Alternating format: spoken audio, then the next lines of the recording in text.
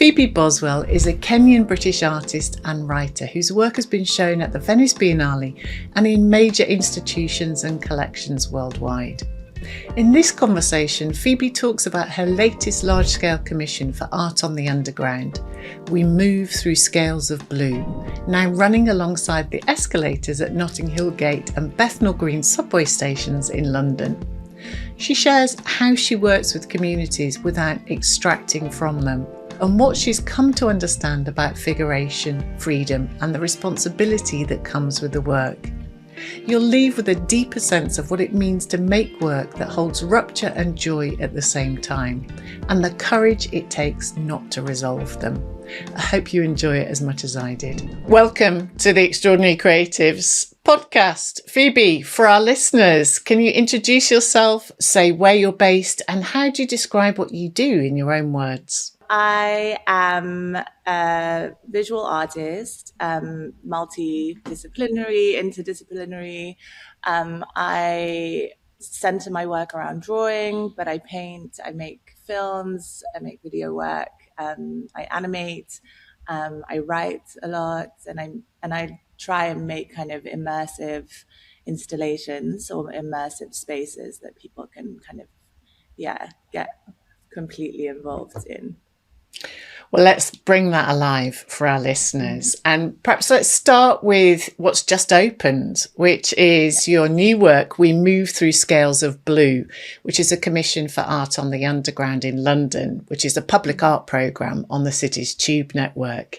Can you describe it for us and take us through the process, kind of how it first came about and what it took for you to bring it to life? Yeah, so Art on the Underground approached me first maybe a year or two before we started, and just had a really great studio visit with Sasha Morse, where we just talked about my recent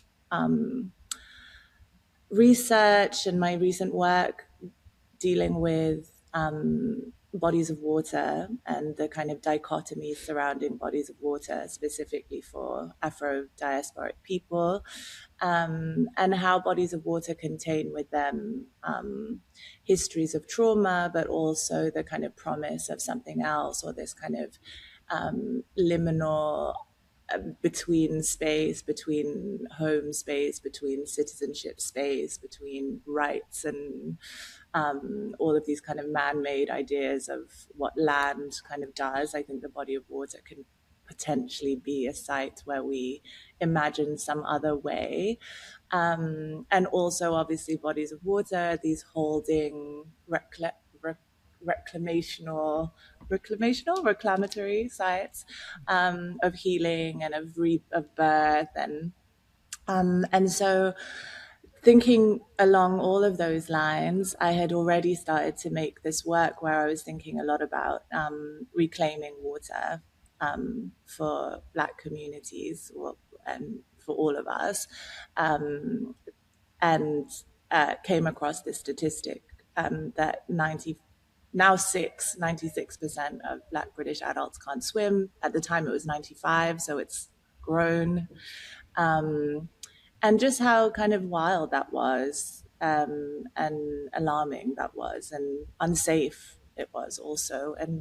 And so I kind of had this idea previously that I wanted to reclaim the water.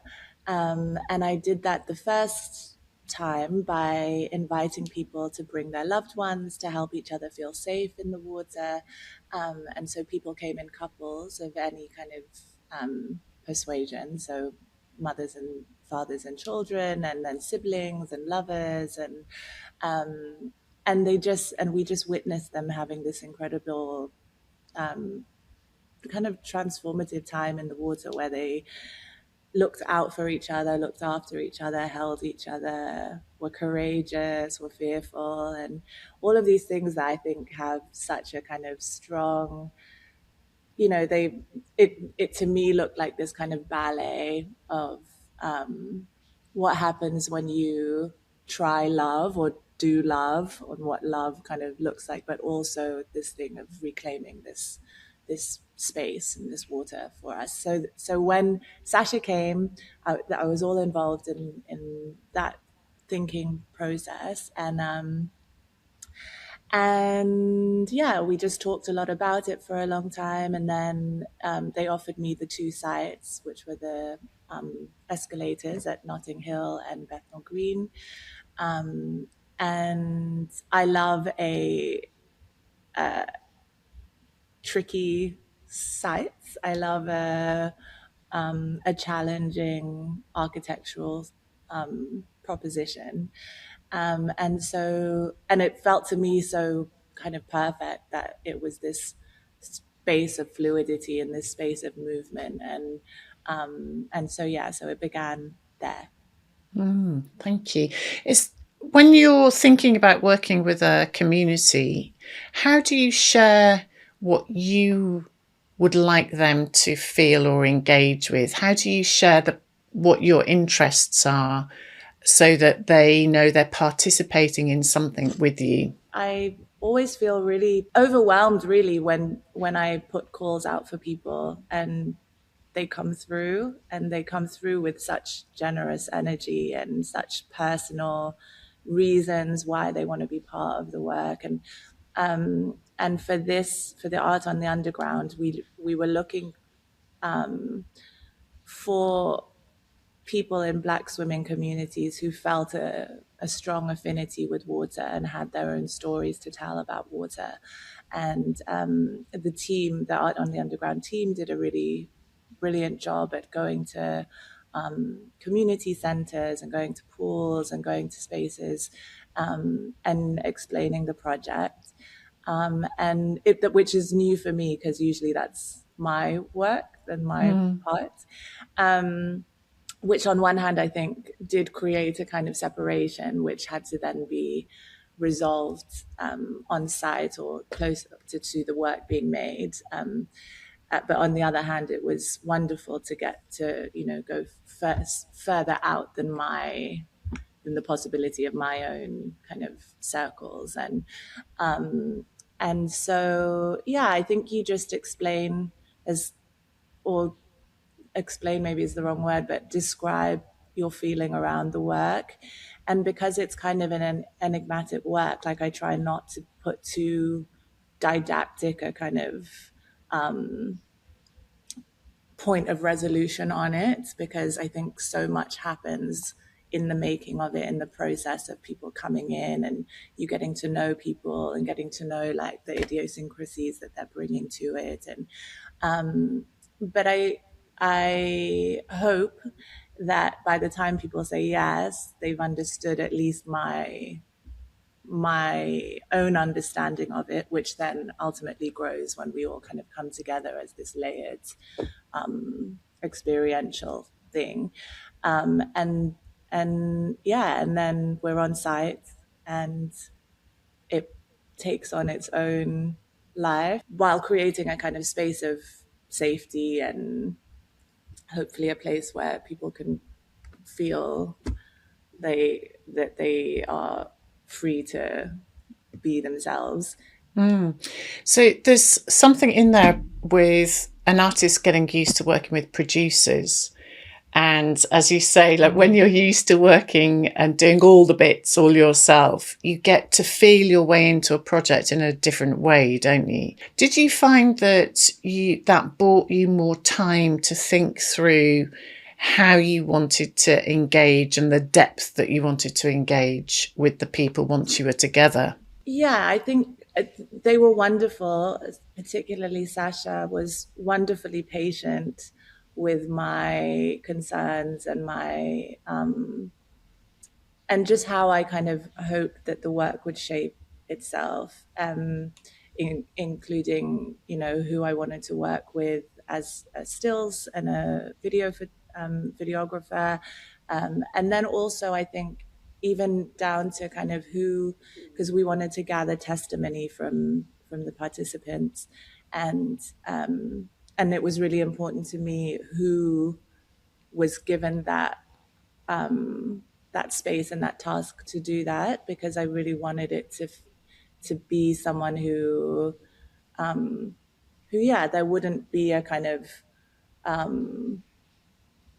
code switching, or there wouldn't be a a discrepancy in language, even though, I mean, obviously no one intends for that, but it was great that I was able to, in the end, I asked my dear friend Buita Mello, who's a poet and who just has this very open energy, and who was able to really, I think, create a, a space where people were honest and felt that it was possible to be honest. So even though there was a lot of production, the production didn't feel heavy-handed. It felt very much like it was to serve the purpose of the work, and I'm really incredibly grateful for that support, because there are lots of things that I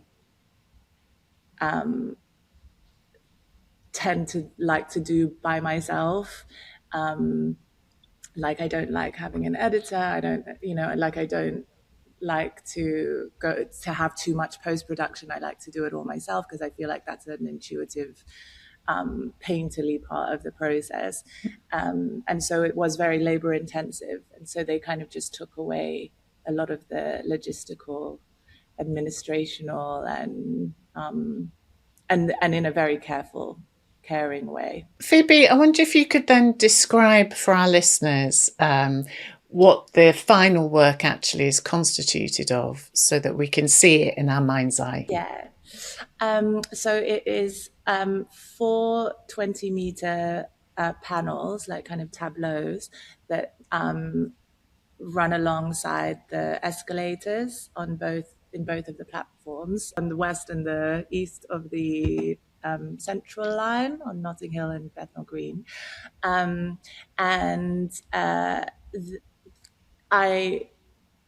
when I worked with people, we brought them into an underwater studio, and individually or in familial pairings, we kind of just explored all of these kind of moments of play and of memory and of longing, and all of these different things and how they kind of occurred in the body. And then we took a lot of footage and a lot of stills, and then I used all of those, and I made these kind of layered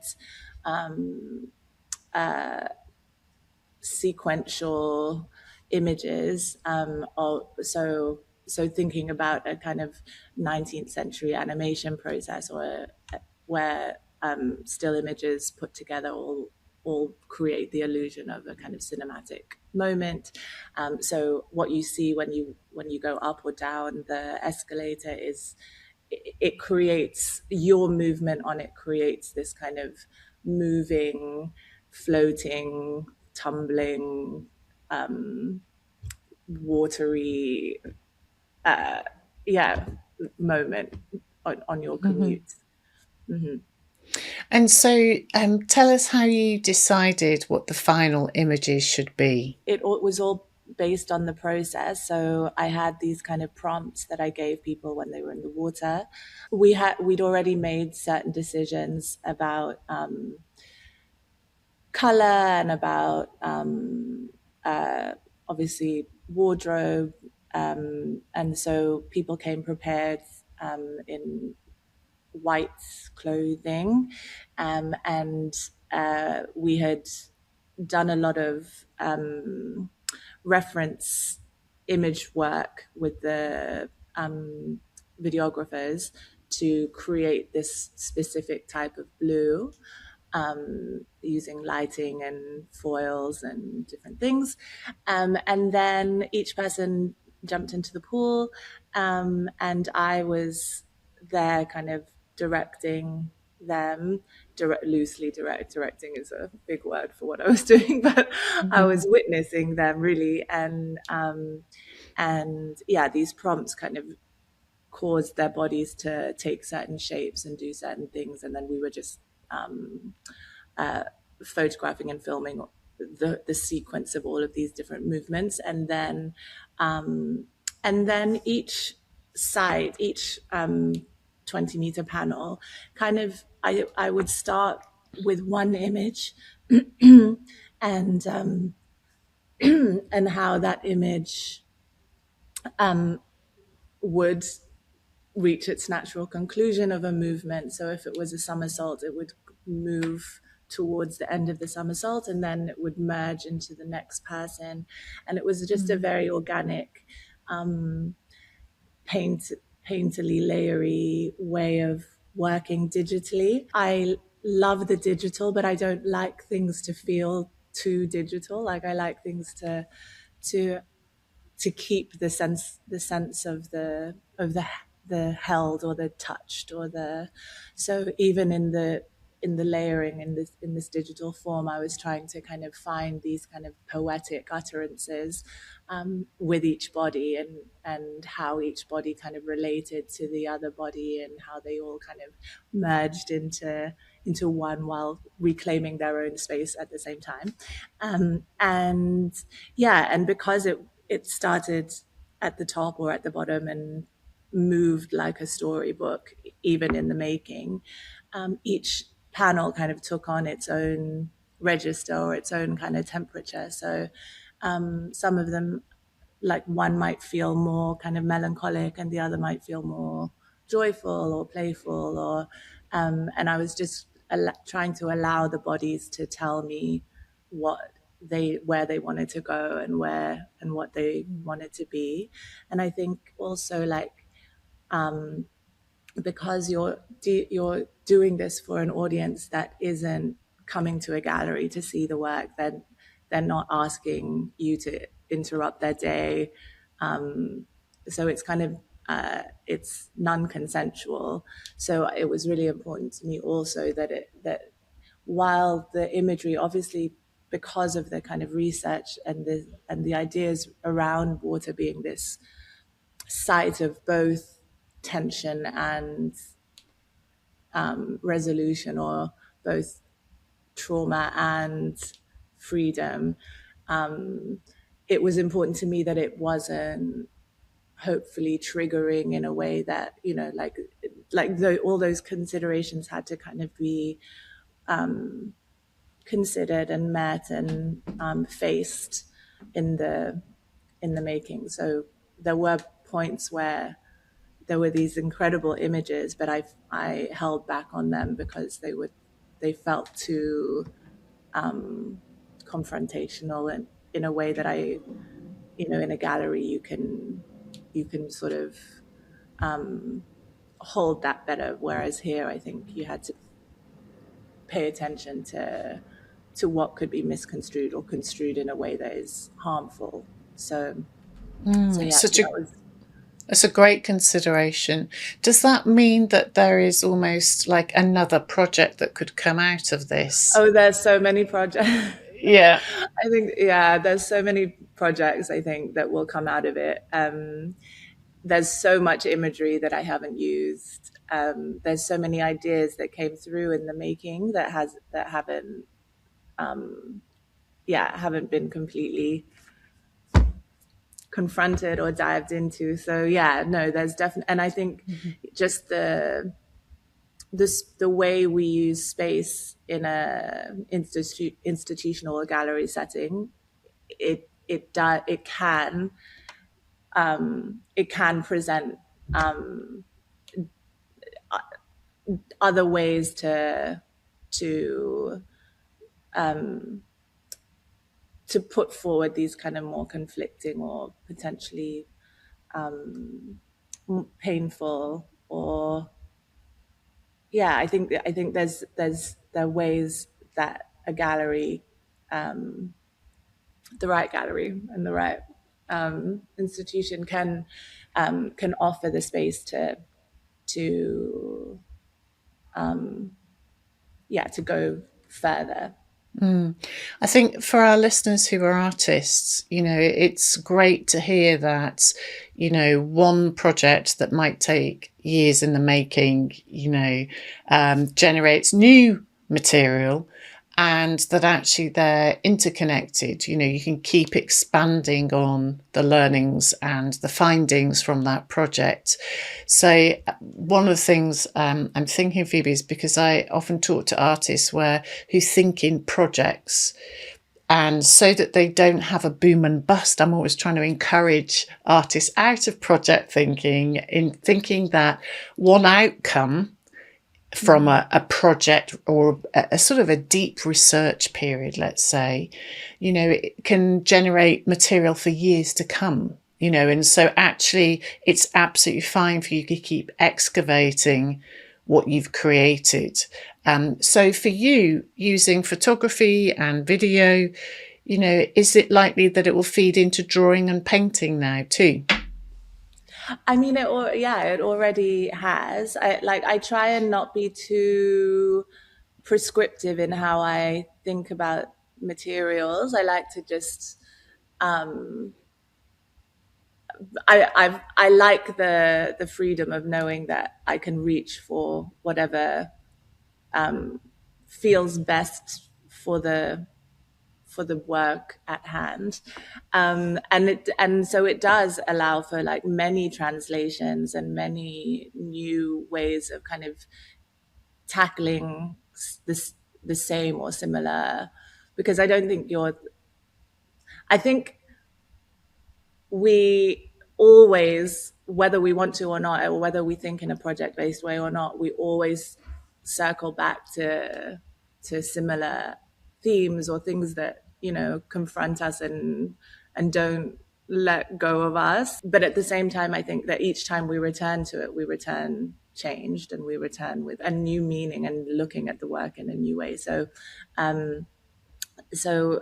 yeah, I think returning and returning and returning, and projects like this that offer so much reference and offer so much, more than abundant inroads. There were over a dozen participants, and even if I just thought of one of their stories or one of, you'd have a lifetime of work to think about. With the idea of drawing and painting and how it kind of goes into that, like this, the work on water has really been a kind of watershed for me in many ways, because when I did the initial project with the couples, it I hadn't painted since art school. I had kind of had this experience at art school, which dissuaded me from painting, even though I went to art school wanting to be a painter, wanting to be an oil painter. And for reasons that, continue to kind of play out in my thinking, I stopped painting, and I was resolute in that. Like I felt very, that it wasn't for me. And so when I saw these people in this pool being so brave and reclaiming this space, I was like, it's time for me to start painting again.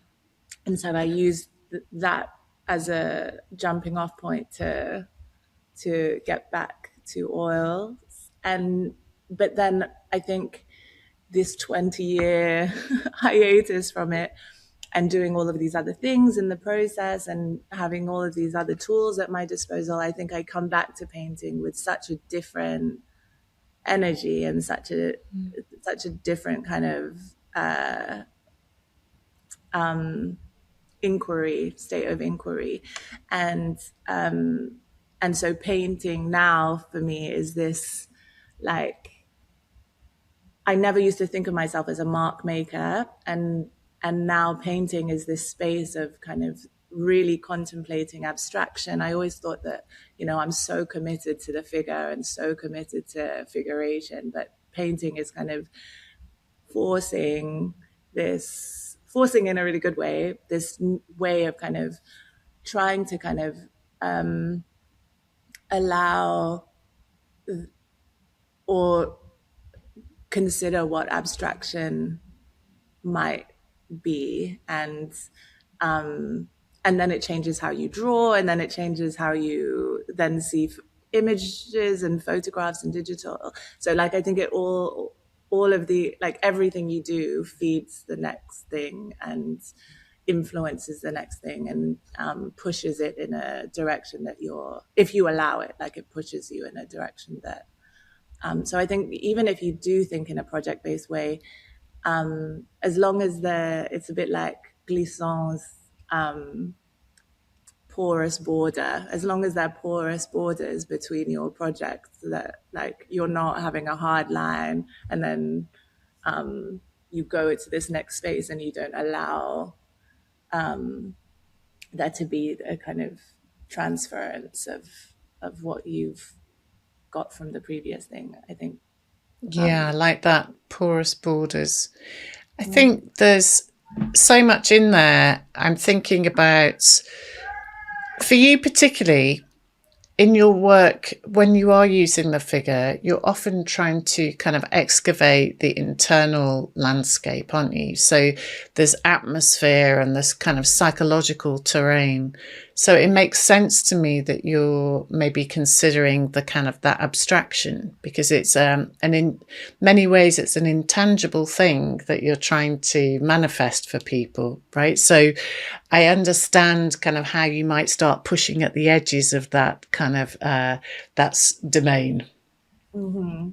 Yeah, I mean, I think on the other hand, I think figuration is like lovemaking, like the idea that you truly try and see someone, or truly try and see us, even if it's a collective us or a imagined us, but you're truly trying to locate us, or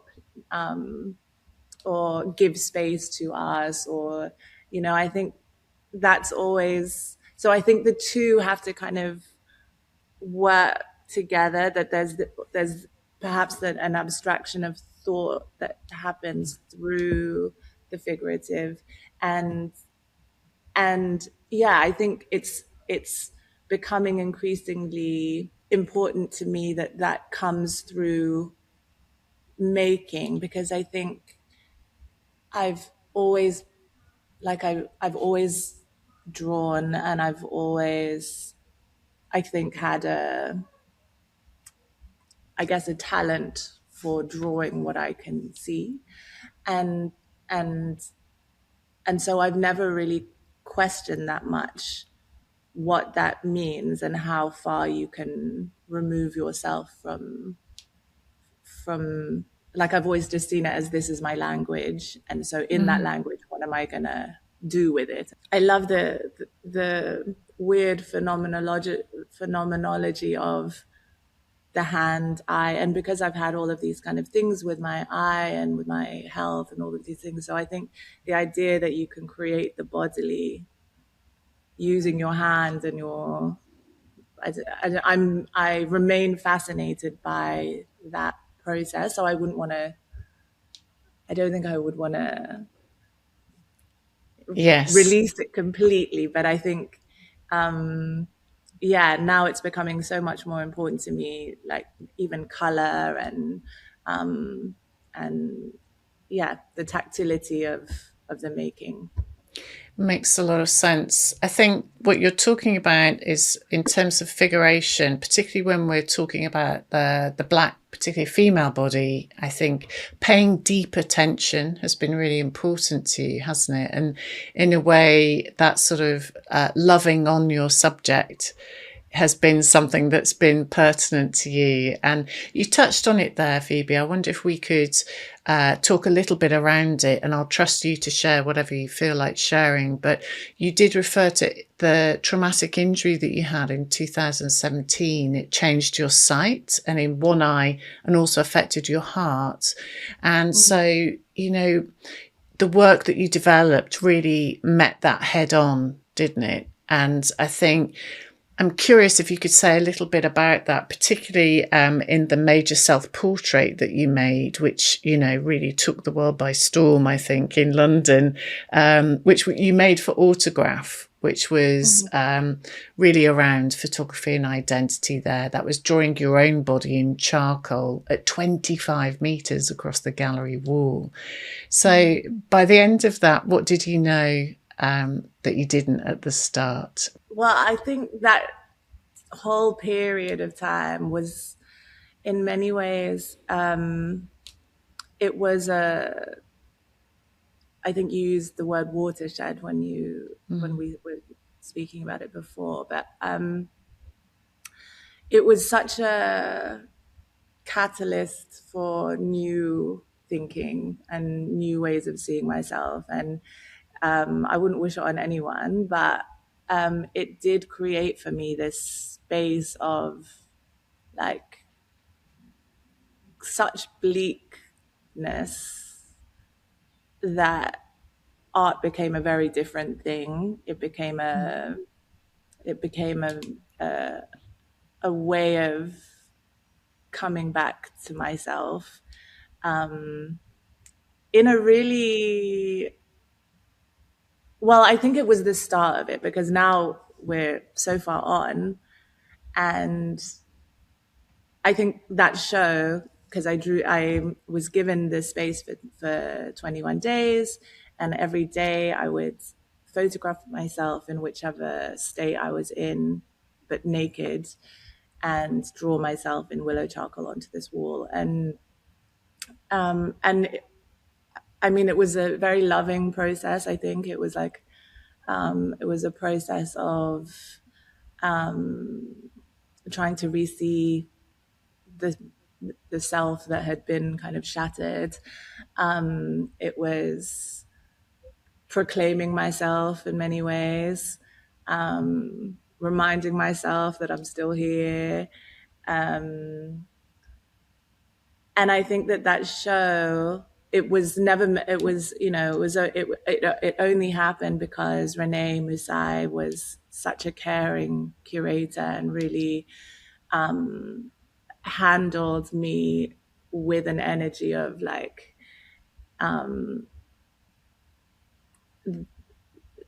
you know, the shape that this takes can be in tandem to the authenticity of your healing process. Like, it's, you know, we don't have to think about it as something for anyone else other than you, but at the same time, please realize that it is universal, and what you're doing kind of gives permission to other people. And that show really did that. Like, I think it, I've never done a show that had such a different, like, even artist talks just became these kind of really emotional spaces for everyone. And yeah, I kind of left that feeling very, but it's going to go like a very therapy based maybe right now, but I left that show feeling very put back together in a way, but I also felt like it was a victory in a way, like I had overcome something, and I'd overcome it through art. And then that became the narrative, that, you know, this terrible thing had happened. Then I did this show, and art saved me. And then I'm healed. But then you realize, like, actually, that's very much the very beginning of of that. And actually, that even that narrative becomes something that can become a thing around your neck, where you're like, but I'm healed. Like, why do I? and then even in terms of making new work, took a long time for me to kind of know where to go after that, because you can't, like, I didn't want to keep this. I didn't want to stay there. Yes. But I think I'm still kind of trying to figure out, like, where I'm ready to, like, really go next. So I think even in that sense, now I'm thinking about it, the water is this place of in-betweenness, maybe, that I'm kind of floating around. Yeah. Well, I think I'm really glad that you shared that, because I think for anyone who listening who's moved through some kind of trauma, and will know that there are many, many levels to it, and sometimes you're in the midst of it, and sometimes it feels like an echo, and then somehow it reclaims a space because you're in relation to something that's either triggered or reminded you. And I think it's really important to know that actually the process is the process for every single person. It's different, but I think you mentioned, because that hand to eye to heart connection is so strong for you with the process that you have. It's interesting, because I think that embodied sort of connection, like you connecting deeply to your body through kind of paying attention to your own body and to others' bodies, is moving you between witness, observer, and somebody who's on the inside of feeling, makes sense, which is interesting to me with the project with Art on the Underground, that you were using video and photography to capture something, but then staying connected to that process of editing in a way is very similar in the way that you brought the images together. It's very similar as to how you move through a drawing in lots of ways. So I can see how you kind of reconnect to the body there through kind of taking those movements, if you like, very much like the hand drawing. Yeah, and I think ever since that, well, I think I've always taken the gift of drawing or the gift of making very seriously, but I think after that it became much more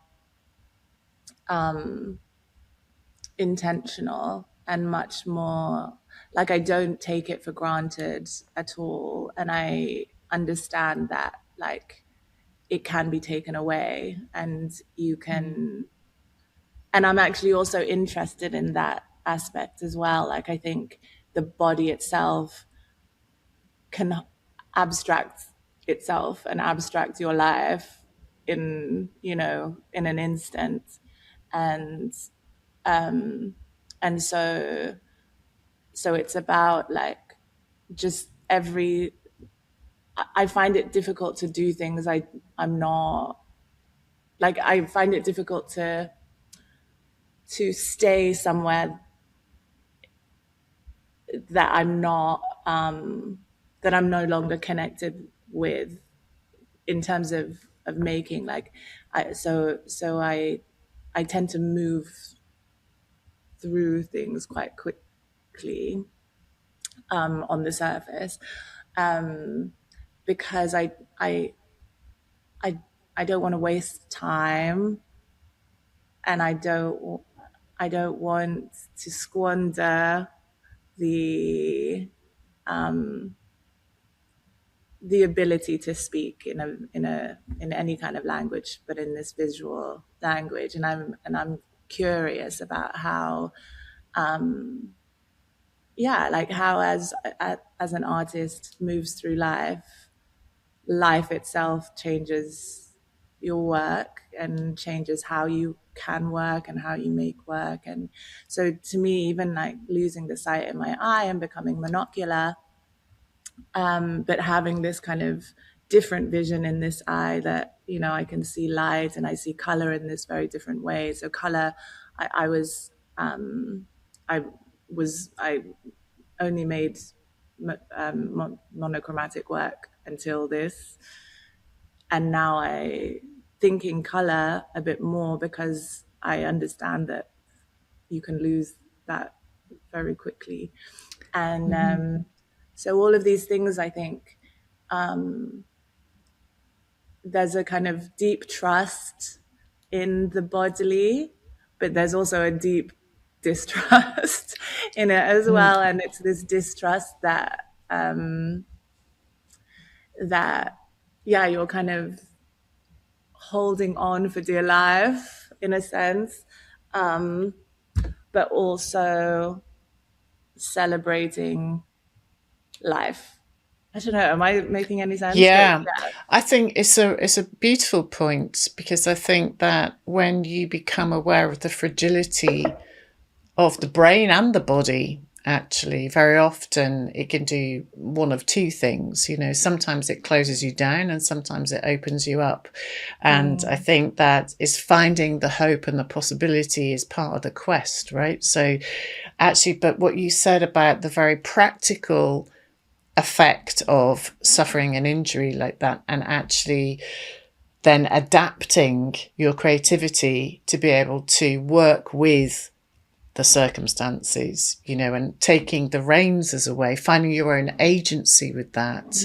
But then also celebrating what you have whilst you have it. I think very often those moments that become so challenging end up helping us kind of deliver on our purpose in so many ways. So I think you celebrating your creativity, in whether it's in black or white or colour, and making the most of that is really beautiful. I wonder if we could just touch a little bit on the early beginnings, because you were born in Nairobi, raised in the Gulf, moved to London, and I wonder, thinking about those bodies of water in between, what has stayed with you from the early days that may be in the work that we might not see it immediately? I think that the idea of dichotomy, I think, is very much part of my upbringing. I think I was raised by two people from very opposite sides of Kenya. My father's family were colonial British settlers in Kenya, and my mother's family were Kikuyu, and so it already began with this social schism, I guess, that but they had a lot of hope, and I think, believed that if they had babies, these babies would have the freedom of like a new sense of the world where none of these things mattered, and I think they moved us from Kenya very much with that in mind, so we wouldn't have to decide where in Kenya we fit. And so I grew up with this sense of the transient, like, I can be whoever, and I'm a person of the world, and um, and it was very. I mean, I think it was a very, it was a beautiful, beautiful idea. And then I came to England and I realized that actually I had to learn a lot about what subjectivity meant. And that was a really hard blow, I think.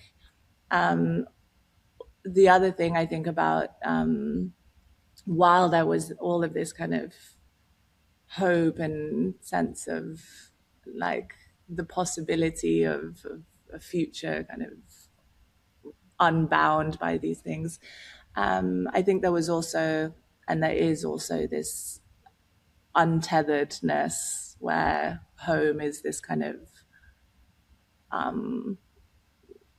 unknown, and which is, again, like, it's both liberating and it's the opposite, I think. So I think that in my work I always feel like it has these this this edge of joy and this edge of sadness, this edge of like fear and this edge of courage. It's always got, well, I think when I feel like a work is working, it's got these two things that are constantly at play with each other, and that are never going to be resolved, probably never resolved, but they speak, I think, to how a lot of diasporic people and I think all of us really feel in this moment that we're in. Yeah, absolutely. I think that sort of slipperiness of identity and the slippage of it is something that we can definitely relate to in the work, as you say, wherever we're from. I think your attention to giving something space is important, not just in the work, but also how we start to think of ourselves.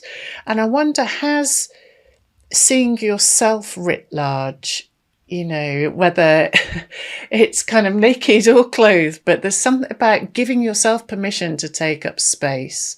Has that affected how you actually feel in the world? Maybe. I think art is a place for me to sense or to taste or to test the borders of my own truth in a way that I don't think is always possible in real life. I think you go through seasons, don't you? Like, I think real life kind of it's like this, whereas art can be this very firm place of sanctuary in the making of art, even if you're making it in times where, like now, where we talk about the microcosmic rupture of a body, but we're like dealing with the macrocosmic rupture of so much.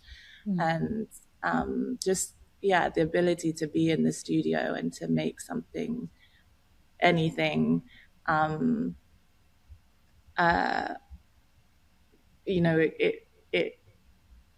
it has to help in the in the real world, but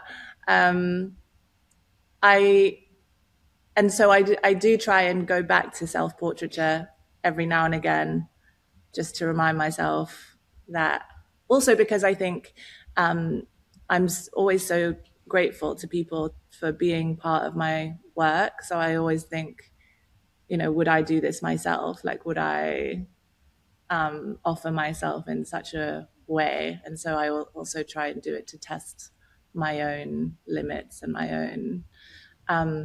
But I don't think seeing myself big makes me feel bigger or smaller. And No. I think I think there's something in the vulnerability of it, though, that I think that you're saying is like taking responsibility for, that vulnerability in all of us, and so if you're inviting people in your collaborations to be vulnerable, that you're prepared to walk the talk. I think that's a really nice way of putting it.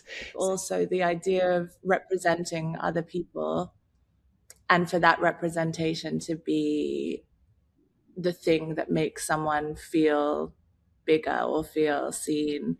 Like I get it in theory, but I think there's so much more that needs to be done in the art world to make that a really viable option, or a viable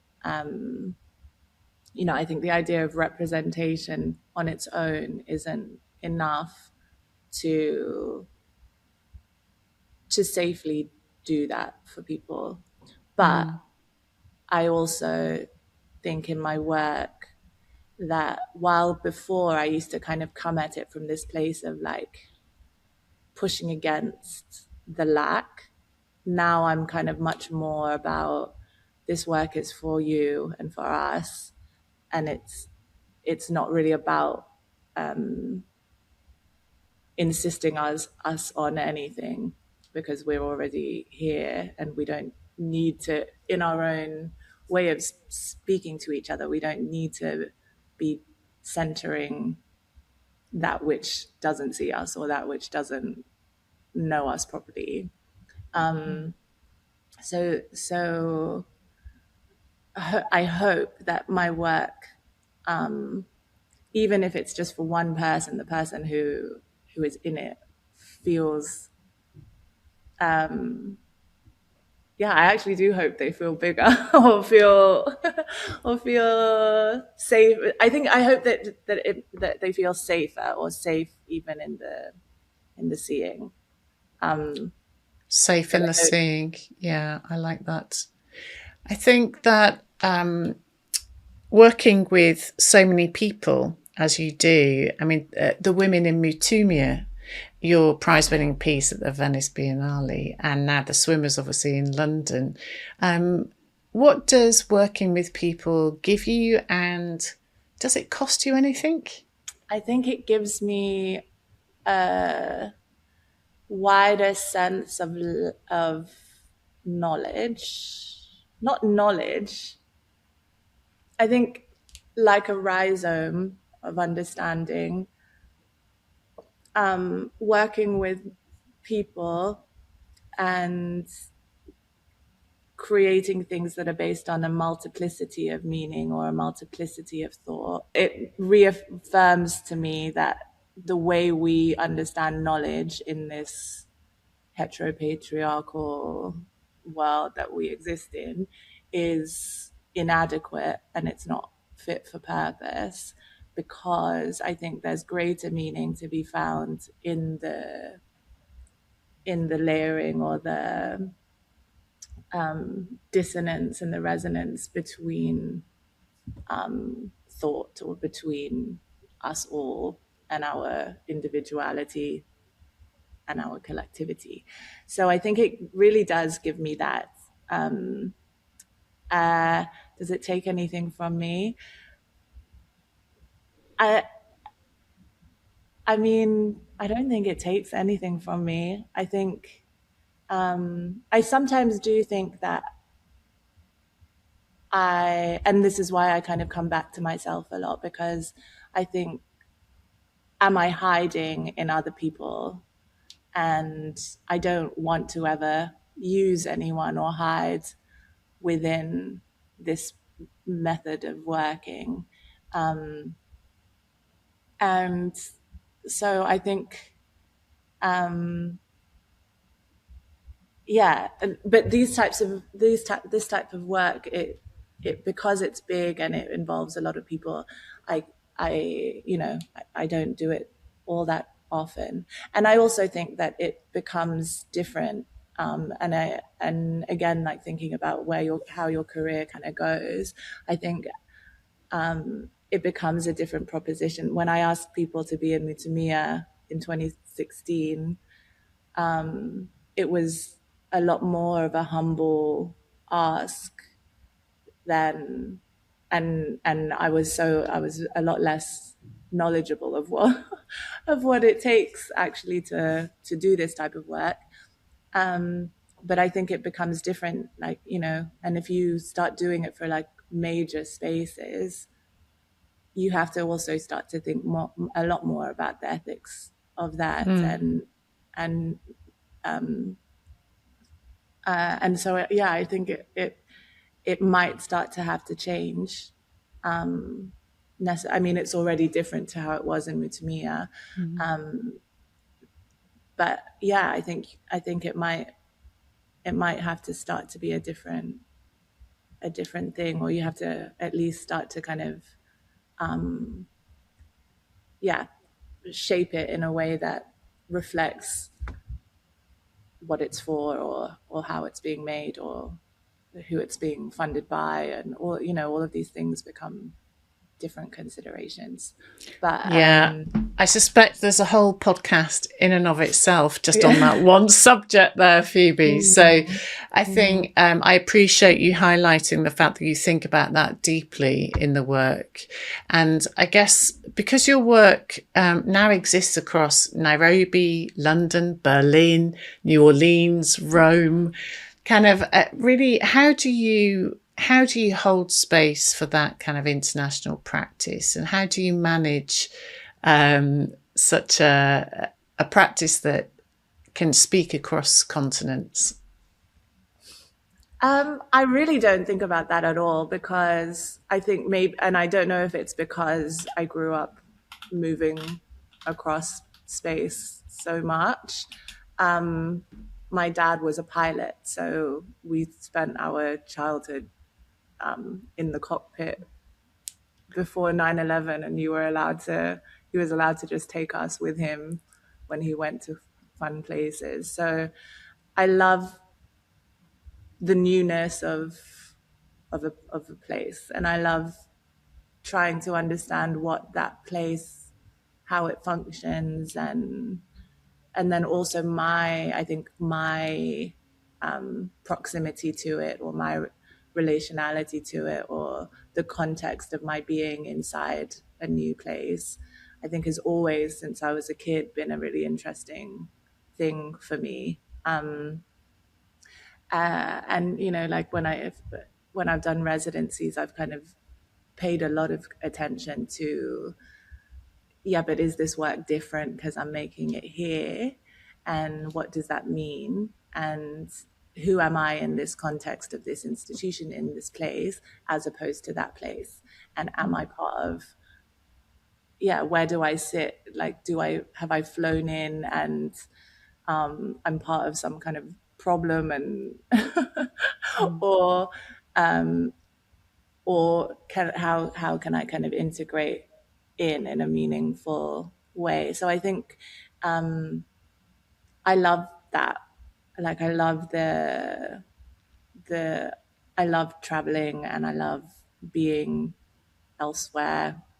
I always say if I stay in London too long, I start to malfunction. So, So Phoebe, what would your process be when you start a new project? What do you start with? How do you start kind of sussing out what you think about the new place or the new opportunity? I don't think I've ever started something without feeling like a massive amount of dread. Not dread, but like not dread, but like a complete unknown. And I do get this kind of sense, I don't know if I should say this, but I get this sense like, what is being an art? What does it mean? Like, what does it mean to make something? And then I usually, and it never, like, no matter how many times it happens, it feels brand new. Like, yes. I don't get, like, this blank wall is such a mystery to me, and I don't know how to do anything. And so I usually have a little bit of that. And then usually something has already started to kind of build around in my belly, and I get kind of obsessed with the idea of something. And then it usually starts quite small, and it starts with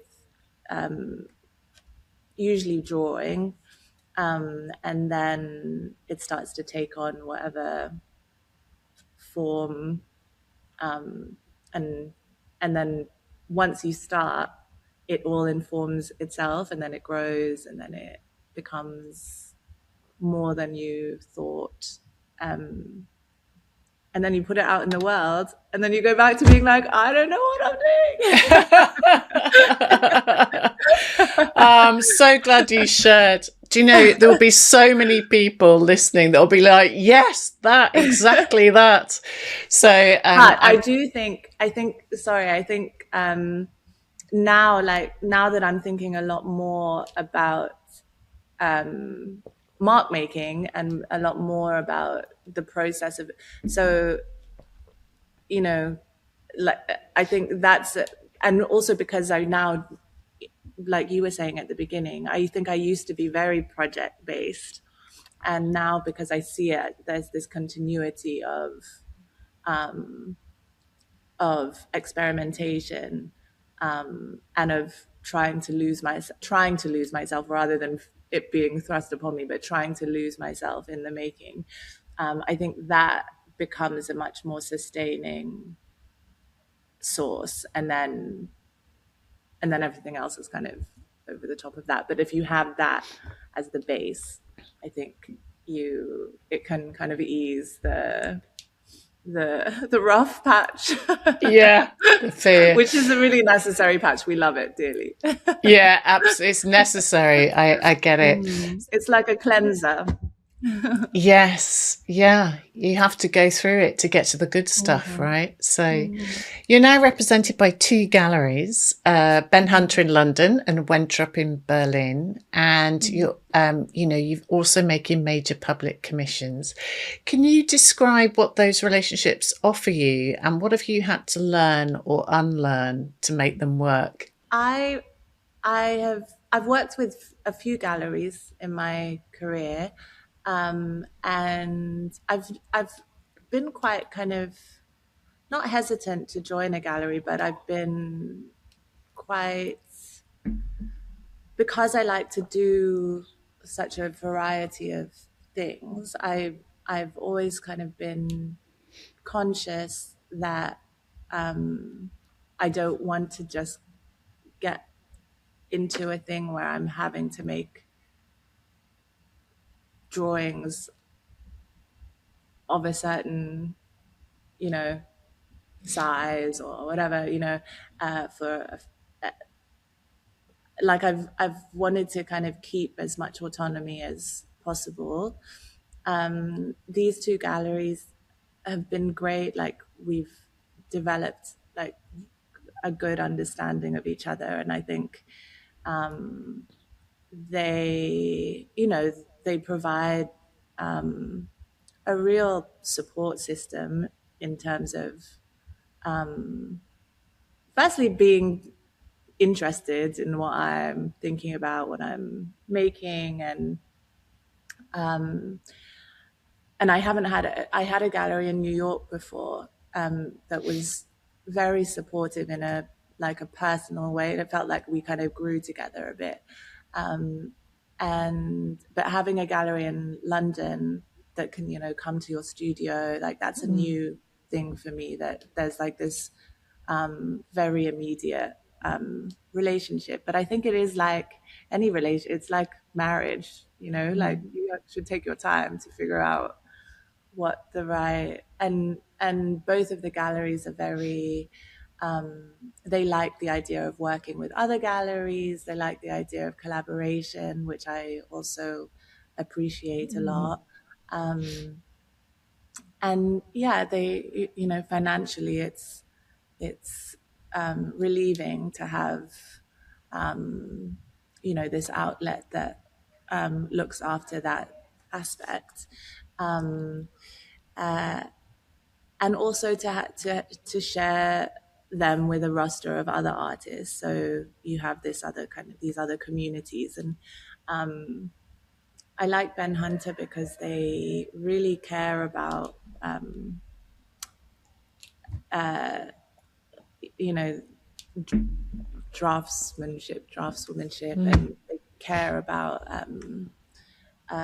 and so we've been having very different conversations. I think sometimes, especially as a Black woman artist, you can kind of get too caught in the identity side of your work, and I like that the conversations I have with Ben Hunter, about making and about you know relating my work to Paula Rego, or rather than it always being in this space of identity, which is also really important to me. But I like that there's this other conversation that is equally important.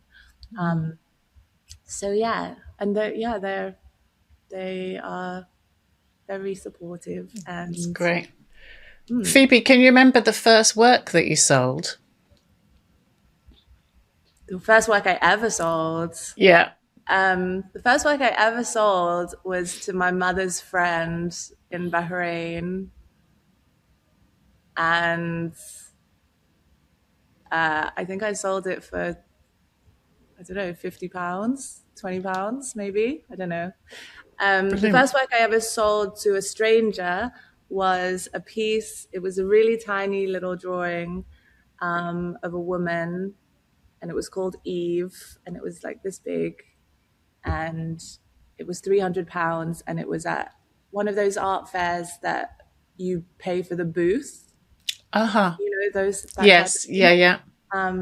So yeah, I think that was the first stranger who bought my work. And what's been the most significant sale for you, both on a sort of personally excited to tell your friends or your family that somebody or some organization has bought your work? Yeah, it's a gift when someone wants to buy your work, especially if it, I try and make sure that it's a person who actually likes it. Yeah. Or a collection that I think it's always, I mean, like when an institution buys your work, I think that's validating because it positions you, and so those when those happen, I think that's also because I think it's really great for you and the gallery, and it works well. And I think also when you make friendships with your collectors and then they become really just important advocates for your work. And I have a few really amazing collectors who are just really dedicated, and they've also helped to position my work in different museums. So all of that is very, it's. I always feel weird talking about the selling of work. Yeah, I think But I think, a lot of artists do, Phoebe, which is one of the reasons that I'm yeah, quite no, keen on the podcast to do I it. appreciate, I appreciate that. I think also, when your prices go up, or when like that's a, it's it should you assume as a young, like when I was younger, you have these kind of ideas of, but actually it's a very daunting thing, and it's quite disorientating. And I do think I think it's good that you talk about these things on the show, because we should, like, it would help to feel Yeah. more comfortable, and to not feel so, I think, like for me, I think, and for a lot of us, I think there's always this sense of hypocrisy surrounding the commodification of art. And so you make these things that mean so much to you, and they involve your heart, and then they're bought and sold. And I think that there's there's a lot of there's a lo- and I write a lot, and I think about this a lot, like how to come to terms with that. And one of the reasons why I do a lot of big work on walls is so it doesn't have that, it removes that element to it, especially when you're thinking about liberation, and particularly for Black people. Like, I think there's just this really weird relational thing where you're making this work, and then it's being sold in a way that is not in keeping with the heart of the work. I think another really important measurable thing for me was I made all of these works about these fishermen in Zanzibar. This was with the gallery in New York. We had a deal where a percentage of the money would go back to the fishermen. And I had this very, I wanted it to be this, I wanted to buy them a boat. And so the work sold, and then there was this money, and it's like, okay, I'm going to buy you a boat. And all the fishermen were like, because if you buy us a boat, then who's going to sail the boat? And then it's going to cause so much stress. Like, can you not just give us each the money? And I was like, yeah, but that's not poetic. And in my mind, I was like, but like the whole thing is, for sale. Like, in the end, I obviously did what they asked, and it's been so nice because one made a shop, the other bought a motorbike, the other had a baby. Like, you know, like so seeing things like that has also been really, Yeah. and yeah, wanting to do more of that type of meaningful Yes, exchange. philanthropic investments. Yeah. I really love that you shared that, because I think it is something that is a challenge for a lot of artists. And I think earlier today, I was interviewing an artist called Luke Jerram, who will be on the podcast. And when he's made money from his work, he's set up a foundation that supports artists and education. And I think that's very often the case with artists, you know, because money to live, 100%, every artist needs it and should from their work. So huge supporter of that. But also there's something about that sort of reinvesting in a culture that you want to participate in, right? So you don't want to separate yourself from a world that you want to participate in. And I think that's what you're speaking of, which is maybe some champions that you spoke of, you know, which can influence or support your work traveling and having a legacy.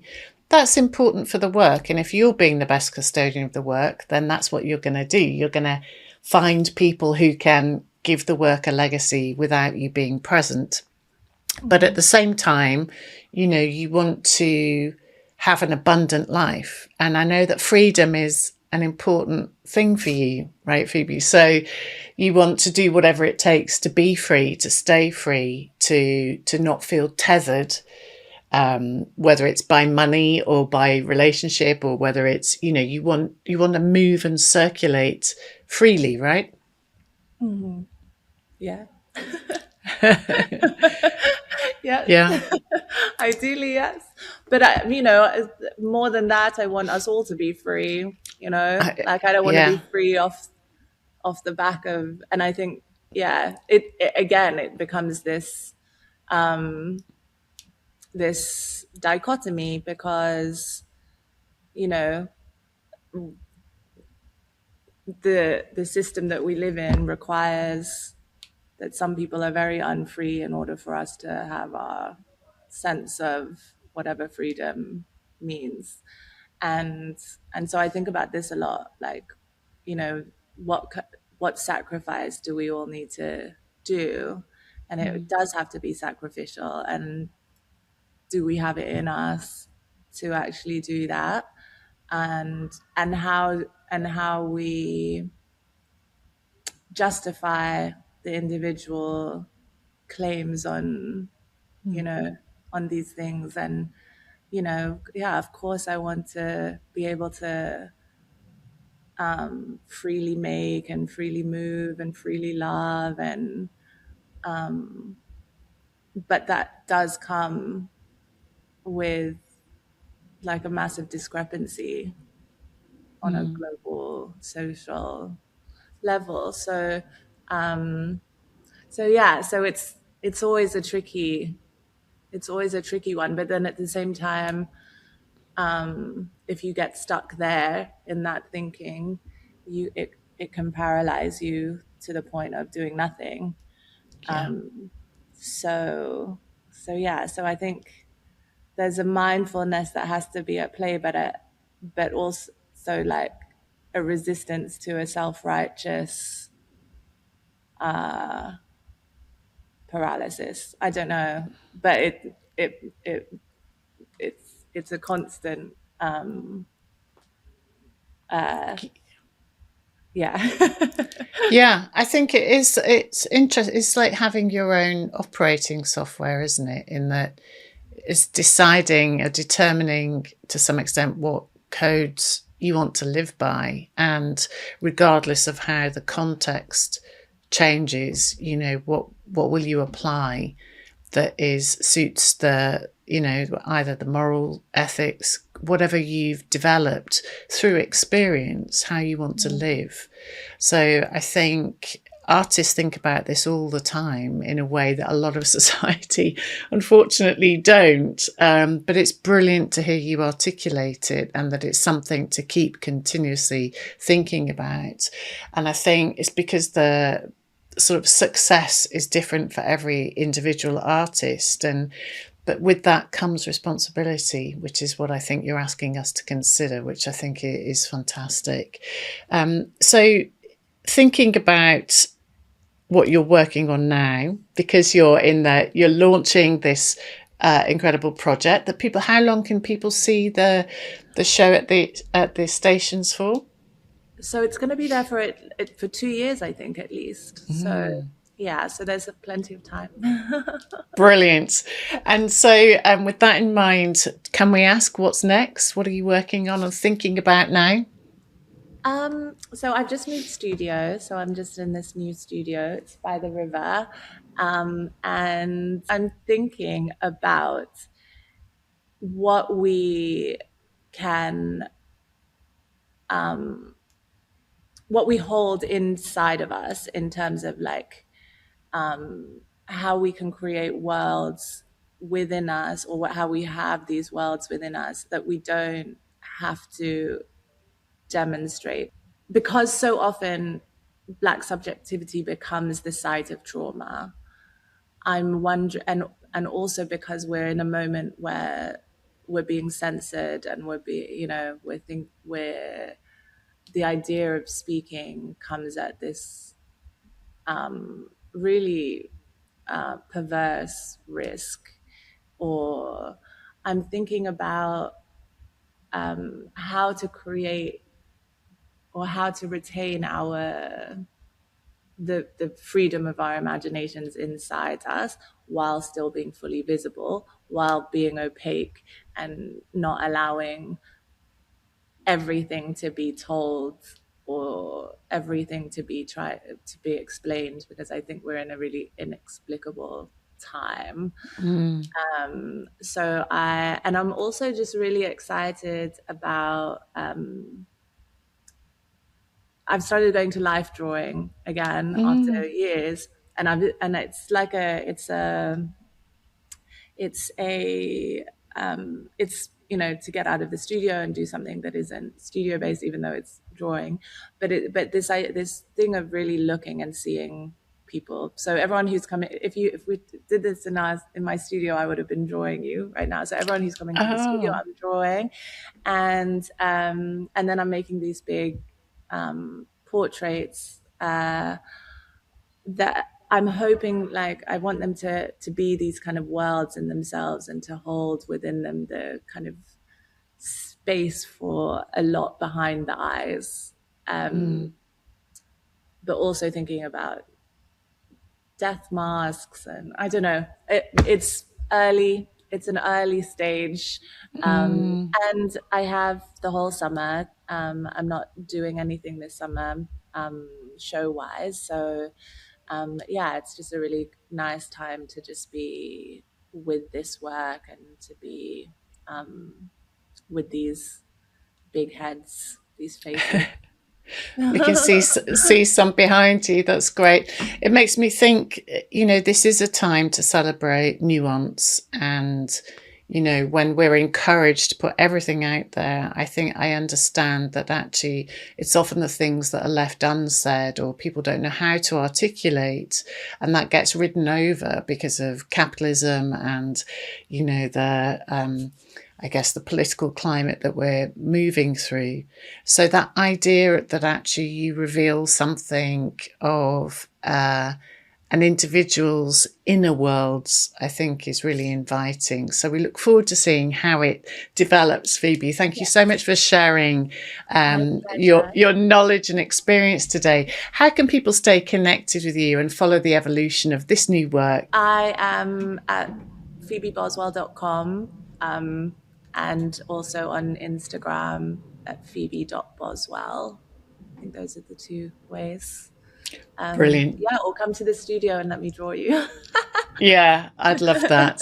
Thank you so much for being our guest today, Phoebe. you. Thank you so much for having me. Have a lovely day. What stays with me from this conversation is how Phoebe holds two things at once. A figurative practice that she describes as lovemaking, a sustained attention to the body, particularly the black female body, as a way of truly seeing, and alongside it a refusal to stay in the language of identity alone. She talks to her gallerist about Paula Rego. She comes back to painting after 20 years away, not to resolve anything, but to test where the language can go.